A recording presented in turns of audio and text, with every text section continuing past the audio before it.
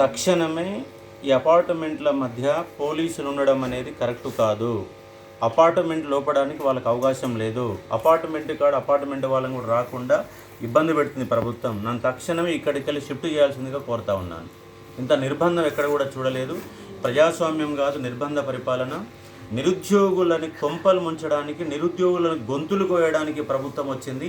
ఒక్క పోస్టు పెంచకుండా, ఒక ప్రైవేటు స్కూళ్ళల్లో అరాచకం కొనసాగుతూ కూడా పట్టించుకోకుండా వీళ్ళకి ఎన్నికలు, ఎమ్మెల్యే కొనుగోళ్ళు ఇదే తప్ప, వీళ్ళు అధికారంలోకి రావడం తప్ప ఇంకే ధ్యాస కూడా లేదు.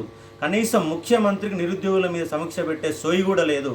ఈ బల్మూరు వెంకట్ లాంటి దొంగలు ఇక్కడ అడ్డుపడి నిరుద్యోగుల జీవితాలను ఆగం చేస్తూ ఉన్నారు.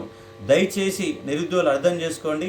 ఎల్లిండి ముట్టడి శాంతియుతంగా ఈ రాష్ట్ర ప్రభుత్వానికి మన బలం ఏంటో చూపెట్టాల్సిన అవసరం ఉంది.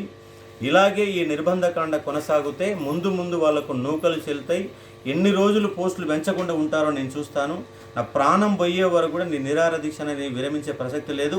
ఇమీడియట్గా నా అపార్ట్మెంట్కి వెళ్ళి, ఇక్కడ అపార్ట్మెంట్ వాళ్ళకి ఇబ్బంది కలుగుతుంది కాబట్టి ఇక్కడికి వెళ్ళి నన్ను ఎమ్మటే ఇక్కడిని షిఫ్ట్ చేయాల్సిందిగా కోరుతా ఉన్నాము. మీకు ధైర్యం ఉంటే మీ పోలీస్ స్టేషన్లో దీక్ష చేస్తాను, తీసుకుపోండి, మీ పోలీస్ స్టేషన్లో కూర్చొని దీక్ష చేస్తాను. ఇంట్లో నిర్బంధం చేయడం ఎందుకు? అంత అవసరం ఏముంది? నిర్బంధం చేయాల్సిన అవసరం ఏముంది? ఎక్కడ కూడా ప్రజాస్వామ్య పరిపాలన ఇదేనా మీ ప్రజాస్వామ్య పరిపాలన కొనసాగేది?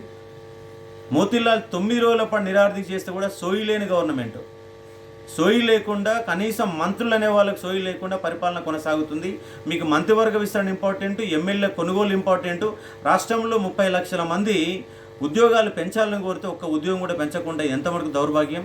ఈ దౌర్భాగ్యాన్ని తొలగించాలని కోరుతా ఉన్నాను.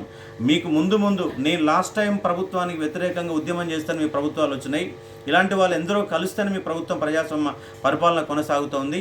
కాబట్టి ఇప్పటికైనా నిరుద్యోగులారా మేల్కొనాలా. ఉద్యోగాలు వీళ్ళు ఇయర్ క్యాలెండర్ కూడా ముష్టేస్తారు. రేపు ఈ రియల్ క్యాలెండర్ పెట్టి నాటకాలు ఆడుతున్నారు కదా, రేపు ముష్టి.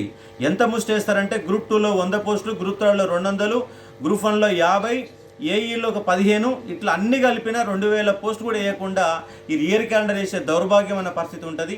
ఎందుకంటే ఇవాళ ఈయన 400 పోస్టులు పెంచలేనని రేపు 2 లక్షల ఉద్యోగాలు ఎట్లా నింపుతాడు? యాడికెళ్ళి నింపుతాడు? సోయి లేకుండా హామీలు ఇచ్చి ఇవాళ చేత కాదని చేతులేసే ప్రయత్నం జరుగుతుంది ప్రభుత్వానికి.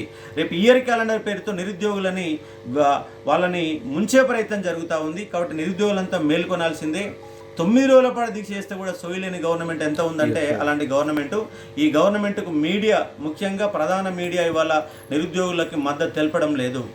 లేదంటే ముందు కూడా మీ పత్రికలని, మీ మీడియాను మొత్తం కూడా నిరుద్యోగులంతా దూరం పెట్టే ఒక పరిస్థితి కూడా ఏర్పడుతుంది. అంటే 30 లక్షల మంది నిరుద్యోగులు ఆగమాగం చేసుకుంటే పట్టించుకునే ఒక పరిస్థితి ఏంటని నేను ప్రశ్నిస్తూ ఉన్నా. కానీ దౌర్భాగ్యమైన పరిస్థితి. ఇంట్లో దొడ్లో దోలినట్టుగా వీళ్ళు నిర్బంధకాండ చేస్తూ ఉన్నారు. కాబట్టి తక్షణమే నేను ఇక్కడికి వెళ్ళి బయటికి పోనీకపోతే ఇప్పుడు నేను చూస్తాను, కిందికి వెళ్ళిపోతే నన్ను ఎవరు అడ్డుకుంటారో చూస్తాను ఇప్పుడు నేను.